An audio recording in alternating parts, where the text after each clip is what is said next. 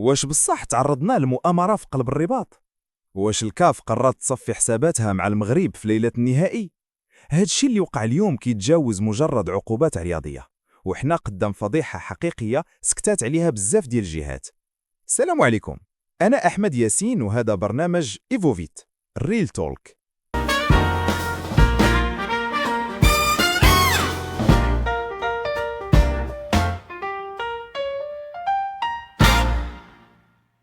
اليوم الكاف صدمات المغاربة كاملين بواحد البيان خرج في ساعة مبكرة من صباح هذا الخميس.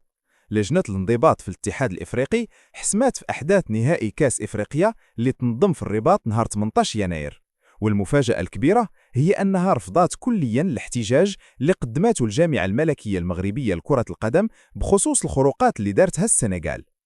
كلنا عقلنا على الروينة اللي وقعت في الماتش، التوقف اللي دام 4 ساعات في نهاية الوقت الأصلي حيث لاعبي السنغال هددوا بالانسحاب.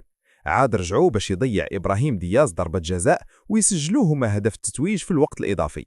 الكاف اعتبرت هذا الاحتجاج المغربي مرفوض ومرات الأمور الجدية. أجيو تشوفوا القمع فين وصل. القائد ديالنا أشرف حكيمي توقف المباراتين، وحدة منها موقوفات تنفيذ، والسبب هو واقعة إخفاء مناشف حارس السنغال إدوار ميندي.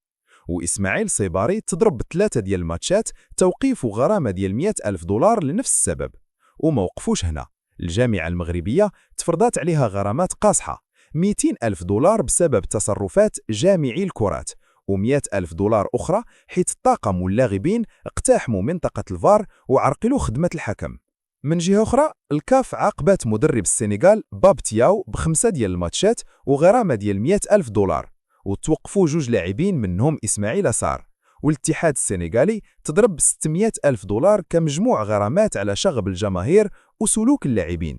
وحسب مصادر من اللجنة هاد العقوبات كاملة غادي تطبق غير في مسابقات الكاف، يعني في تصفيات كاس إفريقيا 2027، وما غاديش تقيس مشاركة المنتخبات في كاس العالم الجاية. هنا كيبان السؤال الكبير، كيفاش كترفض احتجاج رسمي مغربي موثق وكتنزل بهاد القوة على لاعبين بحال حكيمي وصيباري على غد فوطة؟ واش هاد العقوبات الغرض منها هو التوازن بين الطرفين على حساب المنطق والعدل؟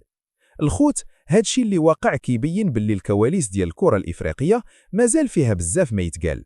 واش كيبان لكم باللي هاد العقوبات منصفة ولا فعلا المغرب تعرض لظلم تحكيمي وإداري من طرف الكاف؟ قولوا لي الرأي ديالكم في التعليقات، وما تنساوش تبارطاجيو الفيديو باش يوصل صوتنا لبعيد. كانت هذه تفاصيل الساعة، ونتلاقاو في فيديو جديد. تبارك الله عليكم.